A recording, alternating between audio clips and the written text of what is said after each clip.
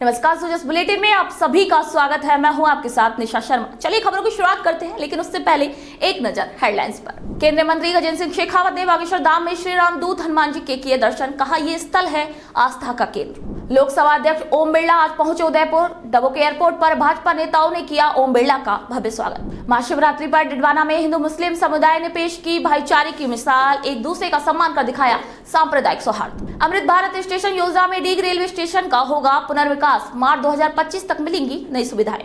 Dausa cyber थाना police ने 41 लाख के ऑनलाइन ठगी के आरोपियों को किया फरीदाबाद से गिरफ्तार। पीड़ित को मिले 8 लाख का रिफंड।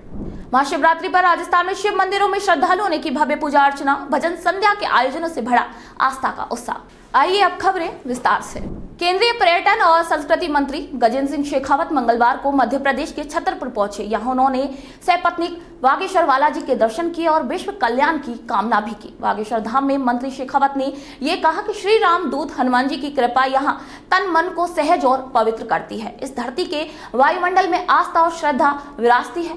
केंद्रीय मंत्री ने यह भी कहा कि सनातन समाज को एकजुट और सशक्त बना रहे हैं। पंडित धीरेन्द्र शास्त्री जी के साक्षात्कार का भी यहाँ पर सौभाग्य मिला। वे बुंदेलखंड में समाज सेवा के अनेक कार्य संपन्न करा रहे हैं। शास्त्री जी अपनी भक्ति की शक्ति से मानव सेवा को भी सिद्ध कर रहे हैं। इन कार्यों का अवलोकन कर उनके प्रति सम्मान और भी अधिक बढ़ गया है। मंत्री शेखावत ने मीडिया से चर्चा करते हुए ये भी बताया कि बागेश्वर धाम वर्तमान दौर में निश्चित रूप से एक ऊर्जा का शक्ति केंद्र बन गया है। करोड़ों भक्त यहाँ आकर अपनी आस्था के साथ साथ बालाजी की सेवा में भी अपना प्रणाम निवेदन करते हैं। सन्यासी बाबा की तपस्या के चलते पुण्य इस धरती पर सृजित हुआ है। वो अनेक लोगों के जीवन में परिवर्तन लाने वाला और फलदायी है।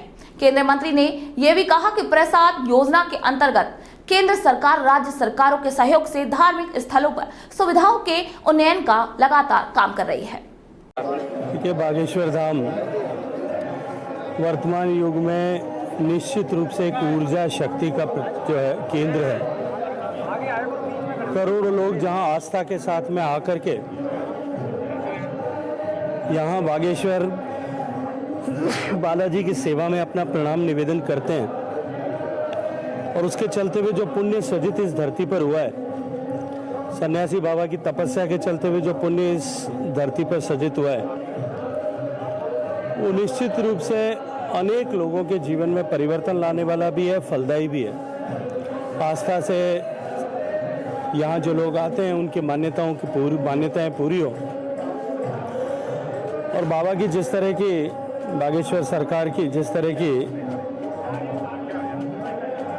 उनके मन की इच्छा है कि भारत का सनातन का प्रभुत्व चौं दिशा में फैले, निश्चित रूप से उनकी साधना ये सफल होगी और भारत उस मार्ग पर चल पड़ा है। हम सब लोग भी इस संकल्प के साथ में कि माननीय प्रधानमंत्री जी के नेतृत्व में हम देश को विकसित करने के संकल्प को सिद्ध करने के लिए और अधिक शक्ति के साथ। लोकसभा अध्यक्ष ओम बिरला आज उदयपुर पहुंचे। ओम बिरला का डबोक एयरपोर्ट पर भाजपा पदाधिकारियों ने भव्य स्वागत किया। लोकसभा स्पीकर के उदयपुर पहुंचने पर उन्हें एयरपोर्ट पर गार्ड ऑफ ऑनर दिया गया। वहीं एयरपोर्ट से बाहर आते ही सांसद सीपी जोशी, भाजपा शहर जिला अध्यक्ष गजपाल सिंह राठौड़, पूर्व जिला अध्यक्ष सहित कई भाजपा कार्यकर्ताओं ने मिलकर ओम बिरला का भव्य स्वागत किया। एयरपोर्ट से ओम बिरला सीधे भाजपा नेता प्रमोद सामर के निवास पर पहुंचे और उनके पिता के निधन पर शोक संवेदनाएं भी प्रकट करी। दुनिया भर में भारत की पहचान गंगा जमुनी तहजीब की रही है। यहाँ सदियों से हिंदू मुस्लिम सहित अनेक समुदाय साथ रहते आए हैं। ये भारत का सांप्रदायिक सौहार्द है जो सभी वर्गों और धर्मों को एक सूत्र में बांधे रखता है। ऐसा ही सांप्रदायिक सौहार्द और हिंदू मुस्लिम एकता का नजारा डिडवाना में देखने को मिला, जब महाशिवरात्रि पर्व के मौके पर हिंदू मुस्लिम समुदाय के लोग गले लगे और एक दूसरे का सम्मान किया।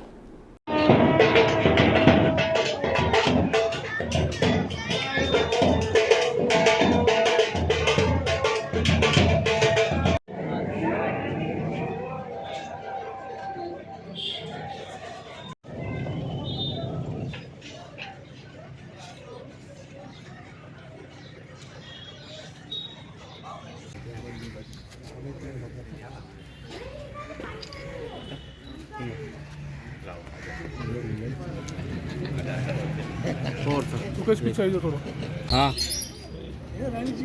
बा है मन नहीं आपा तो नहीं बराबर का यही बात में ध्यान रखे हो। आओ बे। हम तो सभी को यही कहना चाहेंगे कि मनुष्य जीवन बार बार नहीं मिलता, संत कहते हैं कि मानुष जन्म अमोल रे माटी में मत रोल, अब तो मिला है फिर नहीं मिलेगा, कभी नहीं कभी नहीं। सभी को यही कहना चाहते हैं कि आप सभी अपना अपना धर्म अपनी अपनी जगह, अपने धर्म कर्म अपनी जगह, पर सबसे बड़ा है मानव धर्म। संतों ने सबसे बड़ा मानव धर्म माना। मानवता के निमित्त सबको भाईचारा बना के और अपना जीवन है वो शांति से व्यतीत करना चाहिए सभी को। हाँ, सभी हर मनुष्य अपने अपने कर्मों की अपने हक की कमाई खाता, किसी से छीन के नहीं खाता, तो फिर लड़ाई झगड़ा किस बात का।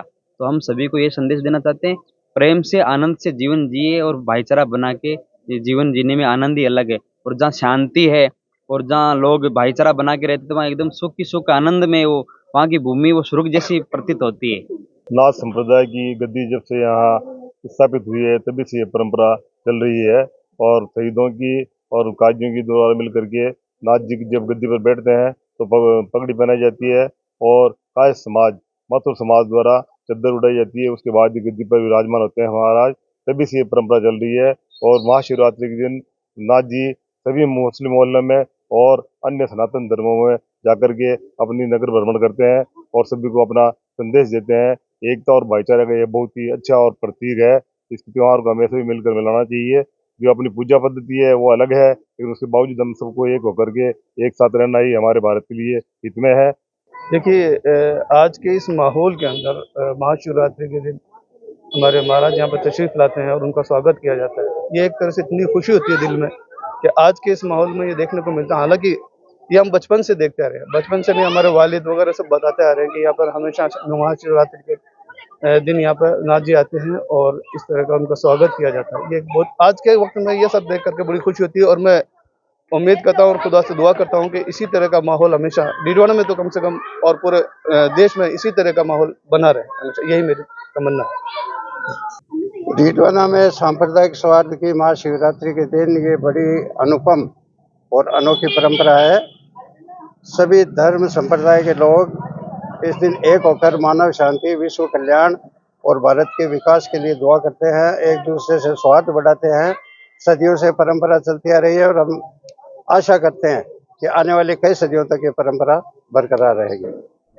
अमृत भारत स्टेशन योजना के तहत डीग रेलवे स्टेशन का पुनर्विकास किया जा रहा है, जिससे यहां आने जाने वाले यात्रियों और व्यापारियों की बेहतर सुविधाओं के साथ पर्यटन को काफी बढ़ावा मिलेगा। उत्तर मध्य रेलवे आगरा मंडल की डिविजनल ऑपरेटिंग मैनेजर प्रशस्ति श्रीवास्तव ने इस बारे में जानकारी देते हुए बताया कि आगरा मंडल में अमृत भारत स्टेशन के तहत 15 स्टेशनों का पुनर्विकास किया जा रहा है, जिसमें डीग के जिला बनने के बाद स्टेशन का महत्व और भी अधिक बढ़ गया है। आगरा मंडल में अमृत भारत स्टेशन के तहत 15 स्टेशनों को रीडेवलप किया जा रहा है। इसमें आगरा मंडल का एक प्रमुख स्टेशन डीग स्टेशन है। डीग के जिला बनने के बाद स्टेशन का महत्व और भी बढ़ गया है, इसीलिए डीग स्टेशन का अमृत भारत योजना के तहत चुनाव किया गया है। इसमें लगभग 14 करोड़ 30 लाख की लागत से स्टेशन को रीडेवलप किया जाएगा और पैसेंजर्स के लिए नई फैसिलिटीज़ क्रिएट किए जाएंगे। ये कार्य मार्च 2025 के अंत तक पूरा होने की संभावना है।